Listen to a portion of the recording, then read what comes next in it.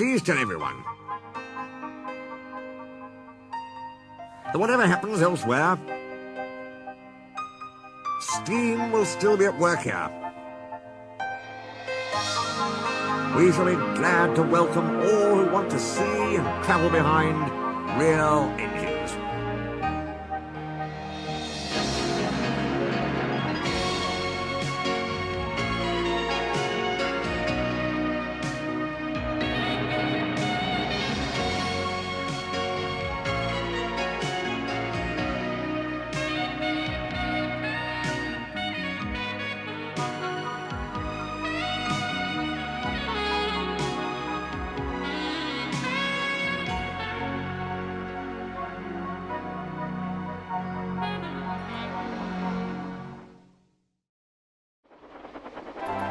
One day, Henry wanted to rest in the shed, but Percy was talking to some tank engines.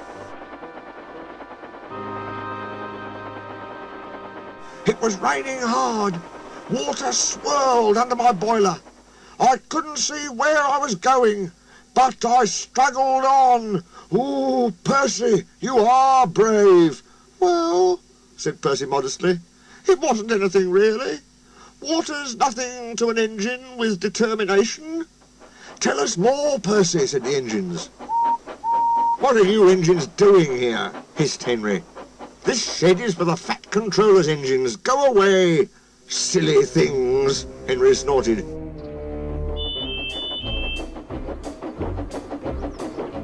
They're not silly.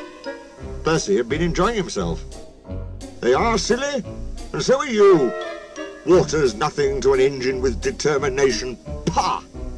Anyway, said cheeky Percy, I'm not afraid of water. I like it. He ran away singing, once an engine attached to a train was afraid of a few drops of rain. Percy arrived home feeling pleased with himself. Silly old Henry, he chuckled. Thomas was looking at a board on the key. It said, danger. We mustn't go past it, he said. That's orders. Why? Danger means falling down something, said Thomas. I went past danger once and fell down a mine. I can't see a mine, he said. He didn't know that the foundations of the quay had sunk and that the rails now sloped downward to the sea. Stupid board, said Percy. One day he whispered to the trucks, will you give me a bump when we get to the quay? The trucks were surprised. They had never been asked to bump an engine before. Driver doesn't know my plan, he chuckled. On, laughed the trucks. Percy thought they were helping. I'll pretend to stop at the station, but the trucks will push me past the board. Then I'll make them stop. I can do that whenever I like. They reached the station, and Percy's brakes groaned. That was the signal for the trucks. Go on, they yelled, and surged forward together. Ow, said Percy, sliding past the board. Percy was frantic. That's enough, he hissed. It was too late. Once on the slope, he tobogganed helplessly down and slithered into the sea.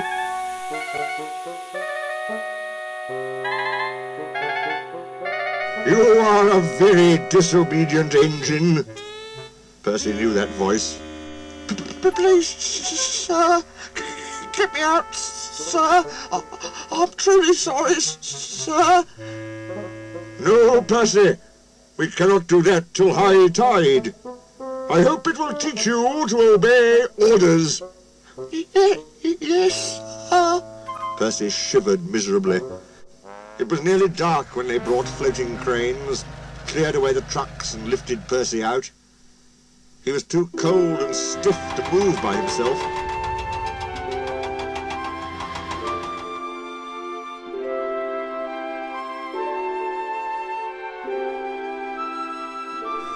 So he was sent to the works next day on Henry's goods train.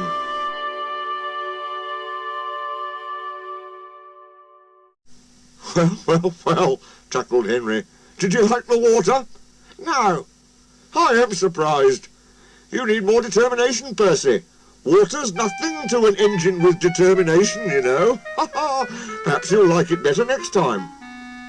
But Percy is quite determined that there won't be a next time. Lots of people travel to the big station at the end of the line. Engines from the other railways sometimes pull their trains. These engines stay the night and go home next day. Gordon was talking one day to one of these. "When I was young and green," he said, "I remember going to London. Do you know the place? The station's called King's Cross." "King's Cross?" snorted the engine.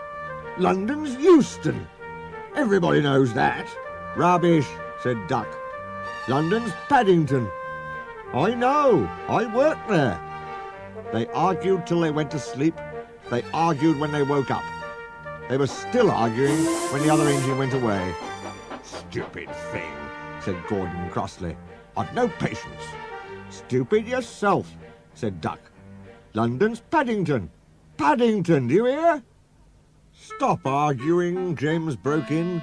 "You make me tired. You're both agreed about something anyway." What's that? "London's not Euston," laughed James. "Now shut up." Gordon rolled away, still grumbling. "I'm sure it's King's Cross. I'll go and prove it." But that was easier said than done. London lay beyond the big station, at the other end of the line. Gordon had to stop there. Another engine then took his train. "If I didn't stop," he thought, "I could go to London." One day he ran right through the station. Another time he tried to start before the fireman could uncouple the coaches. He tried all sorts of tricks, but it was no good. His driver checked him every time. "Oh dear," he thought sadly, "I'll never get there." One day he pulled the express to the station as usual. His fireman uncoupled the coaches, and he ran onto his siding to wait till it was time to go home. The coaches waited and waited at the platform, but their engine didn't come. A porter ran across and spoke to Gordon's driver. "The inspector's on the platform. He wants to see you." The driver climbed down from the cab and walked over to the station. He came back in a few minutes looking excited. "Hello," said the fireman. "What's happened?" "The engine for the express turned over when it was coming out the yard. Nothing else can come in or out. They want us to take the train to London. I said we would if the Fat Controller agreed. They telephoned and he said we could do it. How's that?" "Fine," said the fireman. "We'll show them what the Fat Controller's engines can do." "Come on," said Gordon, "let's go." He rolled quickly over the crossings and backed onto the train. It was only a few minutes before the guard blew his whistle, but Gordon thought it was ages. "Come on! Come on!" he puffed to the coaches. "Come on, come on, come on, come on, come on, come on, come on! We're going to town, we're going to town," sang the coaches. Slowly at first, then faster and faster. "We're going to town, we're going to town, we're going to town, we're going to town." Gordon found that London was a long way away. "Never mind," he said. "I like a good long run to stretch my wheels." But all the same, he was glad when London came in sight.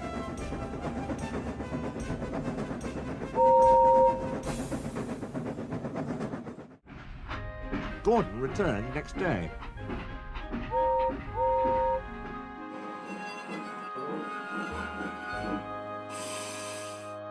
The Fat Controller spoke to his driver and fireman. "I see you had a good welcome in London."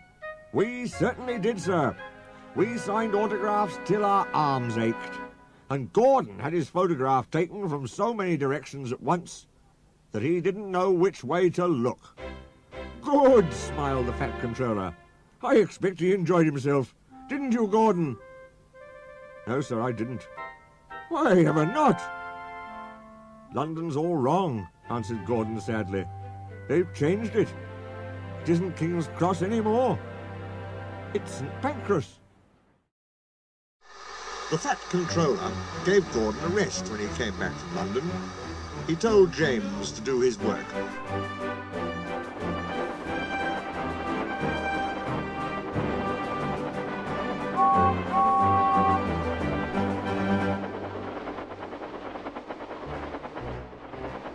James got very conceited about it. "You know, little Toby," he said one day, "I'm an important engine now. Everybody knows it. They come in crowds to see me flash by. The heaviest train makes no difference. I'm as regular as clockwork. They all set their watches by me. Never late, always on time. That's me." "Says you," replied Toby cheekily. Toby was out on the main line. The fat controller had sent him to the works. His parts were worn. They clanked as he trundled along. He was enjoying his journey. He was a little engine, and his tanks didn't hold much water. He had small wheels too, and he couldn't go fast. Toby had wanted to take Henrietta, but the fat controller had said, "No! What would the passengers do without her?" He wondered if Henrietta was lonely. Percy had promised to look after her, but Toby couldn't help worrying. "Percy doesn't understand her like I do," he said. He felt thirsty and tired. He had come a long way. He saw a distant signal. "Good," he thought. "Now I can have a nice drink and rest in a siding till James has gone by."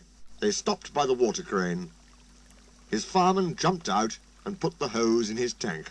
Toby was enjoying his drink when the signalman came up. "No time for that," said the signalman. "We must clear the road for the express." Poor Toby clanked sadly away. "I must hurry, I must hurry," he panted. But hurrying used a lot of water, and his tanks were soon empty, and stood marooned on the main line, far away from the next station. The fireman walked back. "I'll tell that signalman something," he said grimly. James was fuming when Toby's fireman arrived and explained what had happened. "My fault," said the signalman. "I didn't understand about Toby."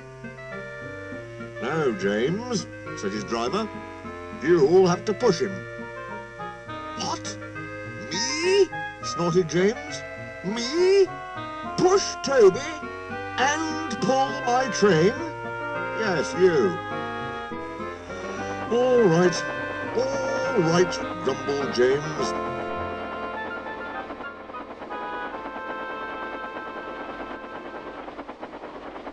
He came up behind Toby and gave him a bump. "Get on, you," he said crossly. James's driver made him push Toby all the way back to the works. "It serves you right for being cross," he said. James had to work very hard, and when he reached the workstation he felt exhausted. Some little boys ran along the platform.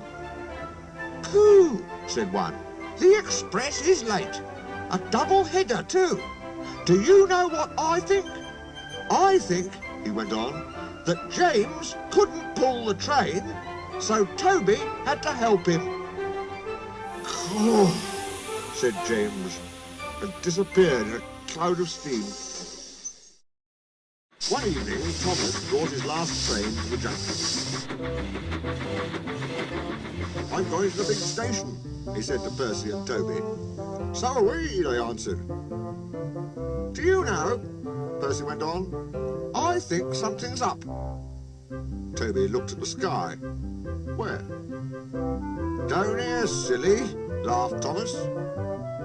"How?" asked Toby reasonably. "Can something be up when it's down?" "Look," said Thomas excitedly. "Look!" 7 engines from the other railway were coming along the line.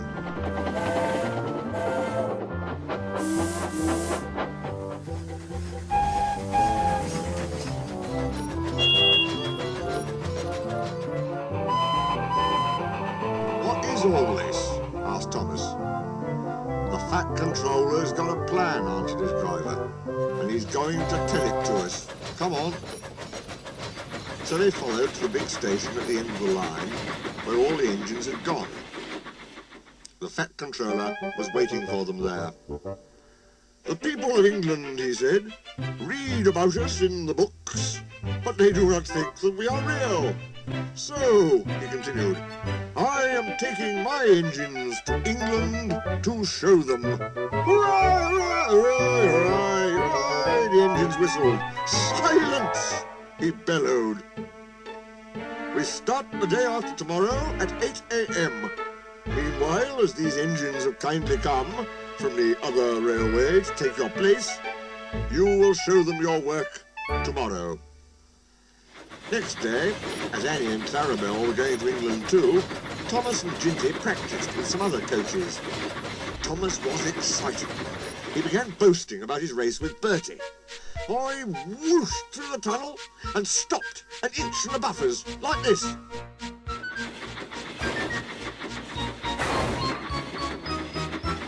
Crash! The buffers broke. No one was hurt, but Thomas's front was badly bent. They telephoned the Fat Controller. I'll send up some men, he said, but if they can't mend Thomas in time, we'll go to England without him. Next morning, the engines waited at the junction. Toby and Percy were each on a truck, and Duck had pushed them into place behind Edward. Gordon, James and Henry were in front. They whistled impatiently. 1 minute more, he said, turning to the guard. Peep, peep, peep, whistled Thomas, and panted into the station. Annie and Clarabelle tooted anxiously. We hope we're not late. It isn't quite 8. The guard blew his whistle and waved his flag. The engines whistled, Look out, England, here we come, and the cavalcade puffed off.